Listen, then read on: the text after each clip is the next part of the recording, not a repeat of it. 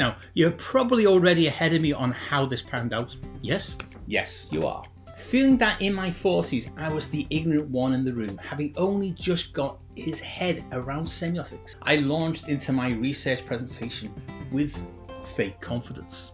I was throwing out Peircean terms left, right, centre, a representative here, an interpretant there, a dynamic object to the back of the audience, and a synth sign to the front row.